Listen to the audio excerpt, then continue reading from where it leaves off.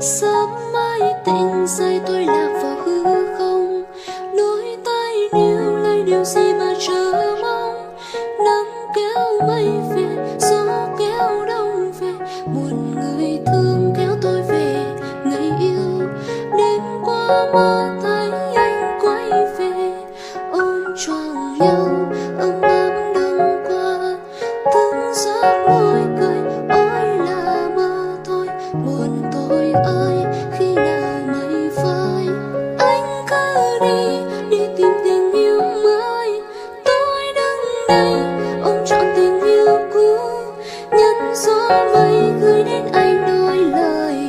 Sợi tơ duyên đứt đi rồi có nối lại được không? Anh chẳng thể nắm được duyên tình, mặc dù luôn muốn giữ em cho riêng mình. Anh chẳng thể giữ em lại đây, mặc dù cô đơn và cứ luôn bủa vây. Anh biết trước hai ta phải xa nhau, thêm lâu rồi niềm đau sẽ thêm sâu. Nhưng nếu ta xa nhau thì con tim này ai không?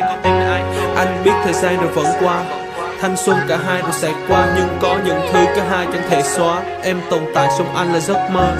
Anh đã tìm được em trong nỗi nhớ, nhưng anh sống với hiện thực. Tình yêu còn đó chẳng kết thúc như giấc mơ.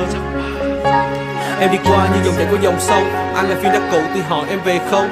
Em đi qua dòng người khác bao quanh anh, nhưng anh lại cảm thấy nước cô đơn vẫn bao quanh. Anh chẳng thể mua được thời gian, chẳng thể yêu ngày hôm qua. Câu chuyện sẽ đã lật sang trang, kết chuyện là anh nhìn em rời xa. Đi tìm tình yêu mới.